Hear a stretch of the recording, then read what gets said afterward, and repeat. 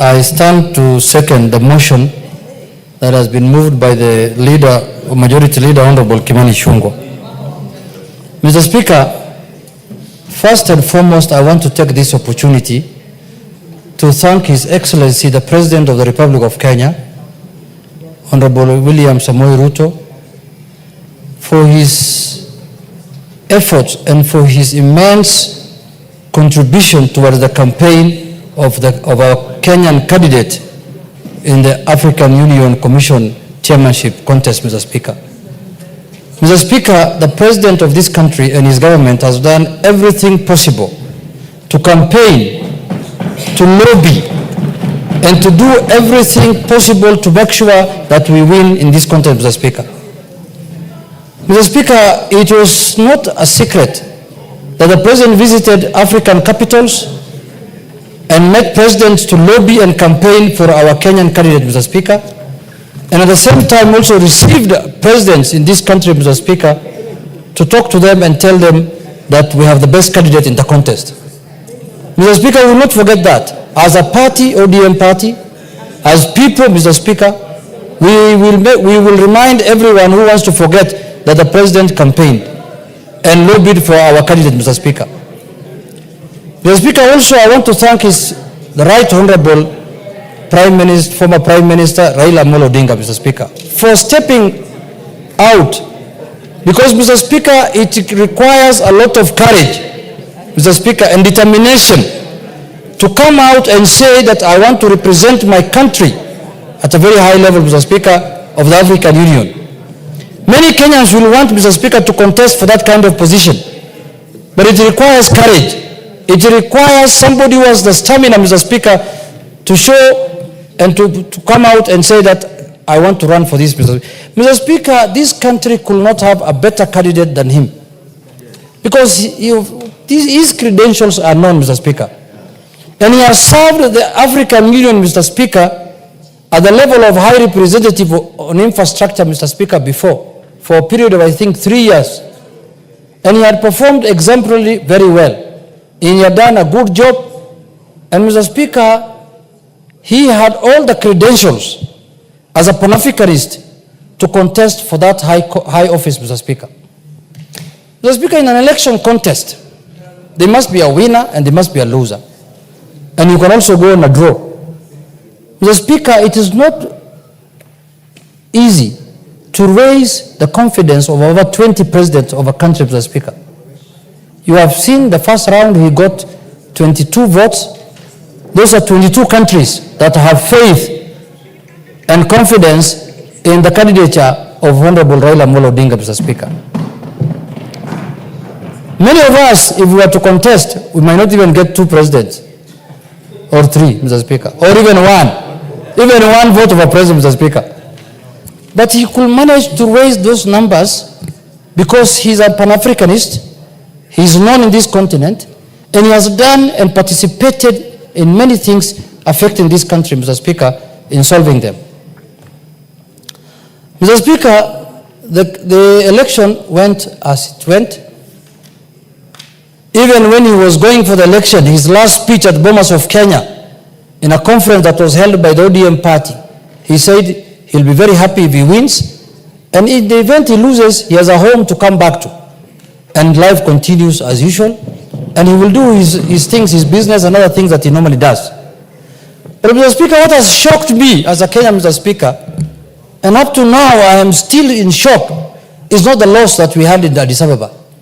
Mr. Speaker, what has shocked me is that the celebration that happened in some parts of our country after we lost that election, Mr. Speaker. This was not a Kenyan contest, Mr. Speaker.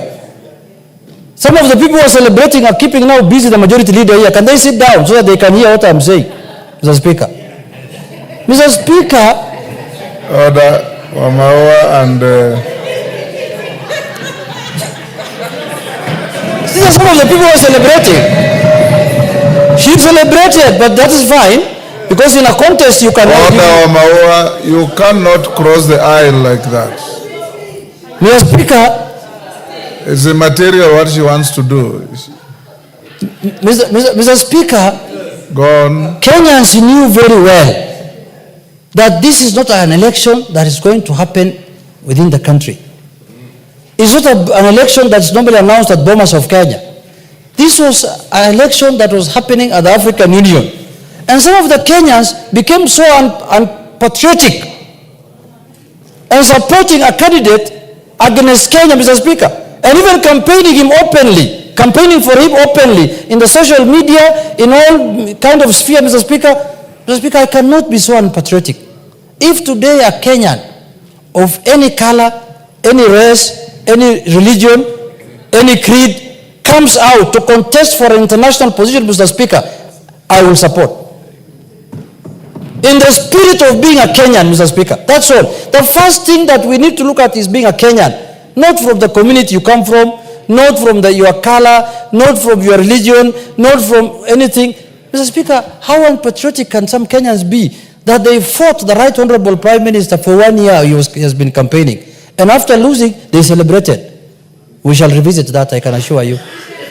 We will revisit that one. It will not go. We will revisit at the right time. We will also have our day to laugh and to celebrate, Mr. Speaker. And it's not very far, it is coming, Mr. Speaker. It's not very far. You can take that to the bank, and I will remind you the day I'm celebrating that you also celebrated your day. This is my day. Inshallah. Binillah al-Karim. Mr. Speaker, I also want to congratulate the winner. In a contest, someone must win. And a country that is who is our neighbor in the same region, the Eastern African region, won the election. So we have every reason to celebrate also and to congratulate them, Mr. Speaker, because in a contest we expected to have a winner and a loser. But we expected ourselves to win, but we did not win. So we cannot be so losers. We say there are many things that happened. I was in Addis Ababa, Mr. Speaker. I don't want to talk about them now, but that is part of the election. You don't have to complain. You don't have to begrudge anyone. That is normal. All of us defeated someone by being in this house, Mr. Speaker. All of us defeated someone by being in this house, Mr. Speaker. We had opponents, Mr. Speaker, in the election. Even you, to be elected as a speaker, you had opponents. We had a candidate, Azimio, and Kenya Kwanza proposed you, and you got the highest votes. And now today you are presiding over here as our speaker. You are a speaker for all of us. We are not saying, oh, we have lost, now another speaker must sit next to you, the one who lost to you. We cannot work like that. So, Mr. Speaker, in a contest, it goes that way. But I want Kenyans to get experience out of this contest, because this is not going to be the last time a Kenyan is going to contest for an international job. And I want to encourage the government of the Republic of Kenya to propose and support Kenyans who are qualified to go for international positions, Mr. Speaker. The UN Secretary General job is coming up in the next year, Mr. Speaker. If there's a Kenyan who feels he's qualified to become the Secretary General of the UN, he should go for it. And Kenyans will support. It doesn't matter whether you win or lose.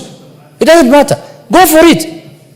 So, Mr. Speaker, many countries in this region have done very well, much better than our country, in terms of positioning their people in this multilateral organization, Mr. Speaker.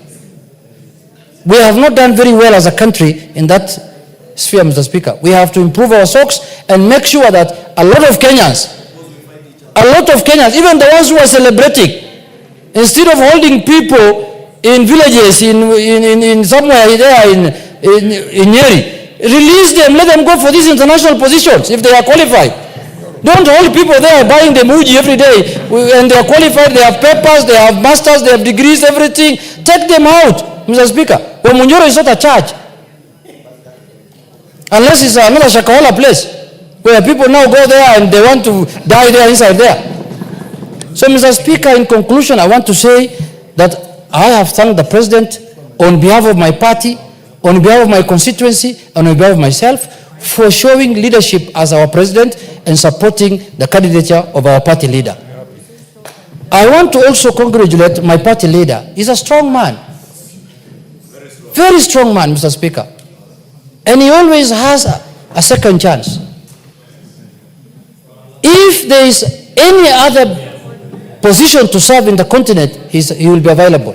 In the world, everywhere, Mr. Speaker, he has been available, Mr. Speaker. He has served the African Union before. and we will continue supporting him, and he is my leader, and we will make sure that we provide our services to the people of this country and to the people of this country, Mr. Speaker, in whichever level we can, in whichever capacity that we can. There are people who thought that this contest was political. They thought that, oh, this is a contest now, or if we lose, ODM will get annoyed. I don't know, annoyed of what?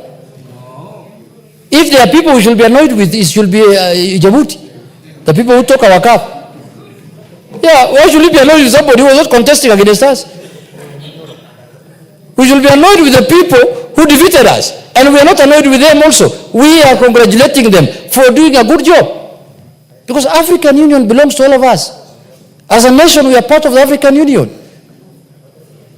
So, Mr. Speaker, with those few remarks, I wish to second and warn the naysayers that you should avoid that kind of thing going forward in future. Mr. Speaker, because if you are going to oppose a Kenyan because of his political affiliation, because of domestic issues, it's a very primitive way of looking at things. And I know some of the people, why we impeach them also, it was not in the impeachment paper, but it's primitivity. Some of them are very primitive people. Village mentality. You know, people want to go to international organizations. Instead of supporting them, you are judging them on the basis of what happens in a village, Mr. Speaker. I'm very sad about that. I do not expect people to celebrate the loss of a Kenyan in an international contest. It's a shame. Whichever you are, you cannot celebrate the loss of a Kenyan in an international contest. I repeat again. You cannot do that. You cannot do that. Now, if our athlete loses in a contest now, in the New York Marathon or in the London Marathon, you expect me to celebrate? No. Because it's not from my community? It's not from my region? It's not from my religion? It's not from my village? It's not from my what? Shame on you. Shame. And those people who did that must desist. And never to repeat that. I must say that on the floor of this House, Mr. Speaker. Because this is where we address issues of concern to the people. And that is an issue of high concern to the people, Mr. Speaker. When we are telling Kenyans that you cannot run in any contest outside Kenya. In the first place, even if we run here in Kenya, they will not vote for us, I know. We have taken very serious that matter, and we don't want it to happen in our country again. We want to support our people. We want to support our Kenyans wherever they are. That is why we impeach certain people, because they were telling us we are not shareholders of this country.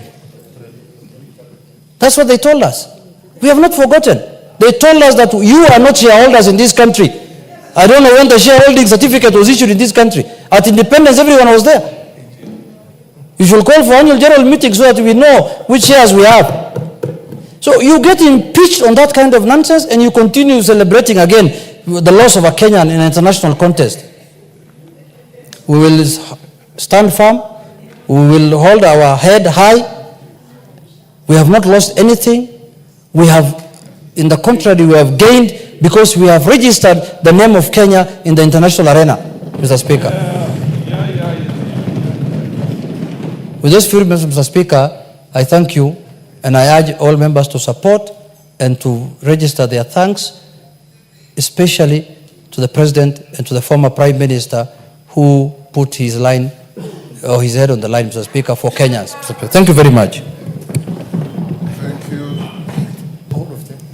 Honourable members, I'll now propose the question, which is that recalling that the African Union, the successor of the Organization of African Unity, or AU, was launched in 2002 as a continental body consisting of the 55 member states that make up the countries of the African continent, with a vision of creating an integral, prosperous and peaceful Africa, driven by its own citizens and representing a dynamic force in the global arena, aware that the African Union Commission, AUC, established as the secretariat responsible for the day-to-day operations and activities of the AU is headed by the chairperson elected by heads of state and governments from member states.